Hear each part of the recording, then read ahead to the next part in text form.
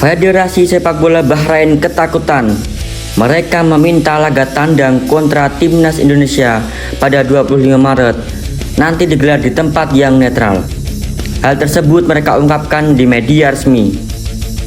Federasi Bahrain mengatakan permintaan tersebut dilayangkan demi keamanan timnas kesayangan mereka.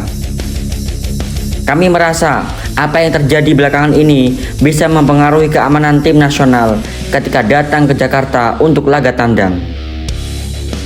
Ini merupakan buntut teror yang dilakukan supporter Garuda.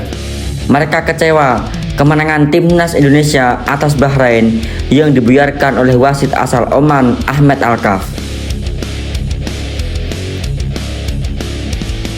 Sejatinya, timnas Indonesia bisa menang 2-1 atas Bahrain pada matchday ketiga grup C kualifikasi Piala Dunia 2026 zona Asia di putaran ketiga di Bahrain Stadion Nasional. Kini, Federasi Bahrain ketakutan datang ke Jakarta menghadapi timnas Indonesia.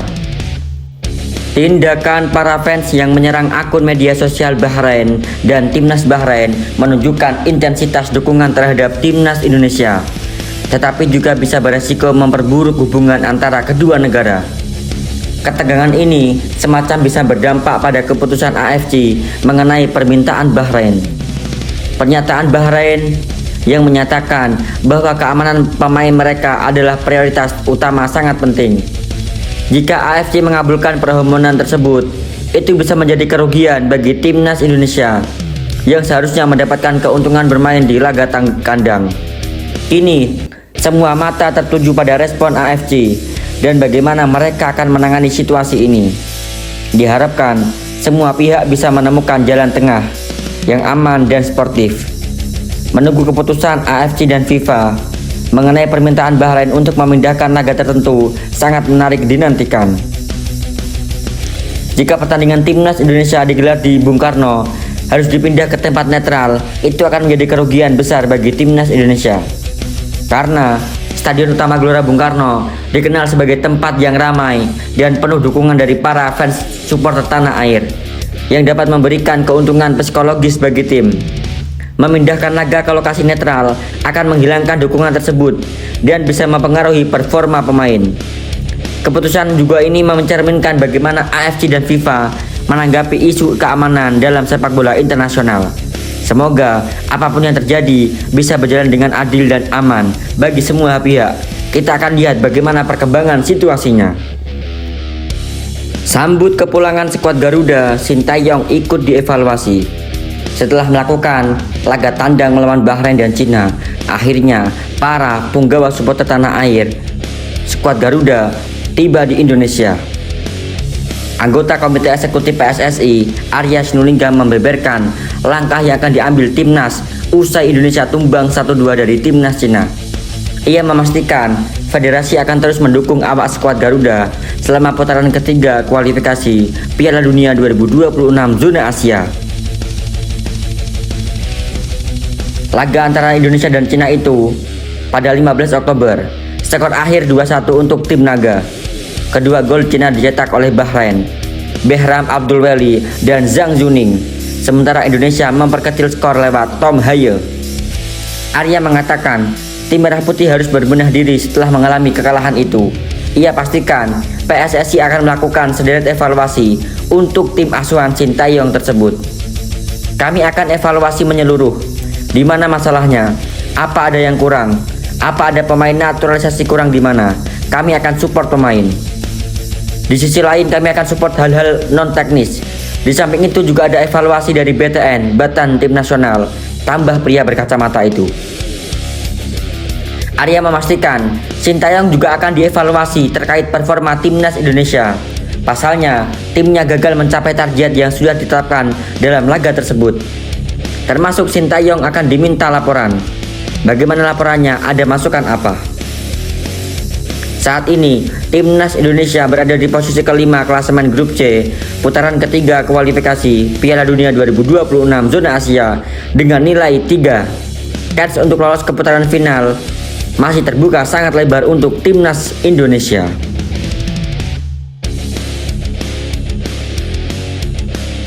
Komentar berkelas ditujukan Eliano Randers usai dicoret Sintayong dari skuad timnas Indonesia melawan timnas Cina. Alih-alih marah, pemain PIC Zoli itu malah menunjukkan respon luar biasa. Nama Eliano menghilang dari daftar skuad Cina melawan Indonesia. Padahal adik dari Tijani Rangers itu sebelumnya turun pada laga kontra timnas Bahrain. Manajer timnas Indonesia Sumarji menuturkan pencoretan Eliano berkaitan dengan kebutuhan taktik Sintayong. Alhasil, pemain berusia 23 tahun itu absen pada matchday keempat grup C putaran ketiga kualifikasi Piala Dunia 2026 zona Asia. Alih-alih mengamuk, Eliano justru memberikan respon positif. Lewat unggahan akun di Instagram pribadinya, ia sangat berterima kasih. Terima kasih atas dukungannya. Pencoretan Eliano justru menimbulkan tanda tanya di kalangan penggemar sepak bola. Sebab timnas Indonesia takluk 1-2 dari timnas Cina pada laga di Stadion Qingdao Youthfootball pada 10 atau 15 Oktober. Kedua gol Cina dicetak oleh Behram Abdulweli dan Zhang Yuning. Sementara Indonesia memperkecil skor lewat Tom Haye. Apalagi sejumlah pemain tersebut tampil di bawah standar pada laga itu. Celakanya, pemain-pemain tersebut berada dalam posisi yang diisi oleh Eliano. Patut dinanti apakah pemain kelahiran 2000 itu akan dapat panggilan lagi atau tidak. Adapun timnas Indonesia baru akan bermain pada November 2024 mendatang. Skuad Garuda dijadwalkan menghadapi timnas Jepang pada 15 November. Kemudian mereka menjamu timnas Arab Saudi pada 19 November juga di tempat yang sama. Supporter pantang terpengaruh, ganti pelatih bukan solusi yang bijak. Perjalanan timnas Indonesia sejauh ini tak bisa lepas dari haters. Kekalahan atas Cina di panggung kualifikasi Piala Dunia membuka jalan bagi para pembenci untuk kembali menaikkan tagar Sintayong out. Suara sumbang itu kembali ramai di media sosial X atau Twitter. Memang tidak ada dipungkiri bahwa masih ada segelintir orang yang ingin Sintayong hengkang dari kursi kepelatihan skuad Garuda. Padahal tangan dingin juru taktik Korea Selatan itu telah membawa banyak perubahan untuk sepak bola tanah air, khususnya tim nasional. Sintayong dengan sihirnya sukses mengantar pasukan Merah Putih untuk gigih di kancah internasional. Seperti ketika timnas Indonesia lolos 16 besar Piala Asia tahun 2024. Kemudian secara mengejutkan menjadi semifinal di Piala Asia U23 Qatar hingga lolos ke putaran ketiga kualifikasi Piala Dunia, menjadi wakil tunggal dari Asia Tenggara. Bahkan pencapaian ini juga dibuktikan secara kuantitatif lewat kenaikan ranking FIFA. Meski teriakan Sintayong out tak sebanding dengan dukungan deras yang diberikan supporter, tetapi tetap saja menimbulkan ketidaknyamanan bagi para pendukung yang benar-benar ingin melihat timnas Indonesia mencatatkan prestasi baik. Ganti pelatih bukan solusi bijak. Berulang kali mengganti pelatih tentu sudah dilakukan oleh federasi beberapa tahun lalu, tepatnya sebelum Sintayong, dan membuat gebrakan untuk timnas Indonesia. Apalagi jika hanya menggunakan kekalahan Cina sebagai alat.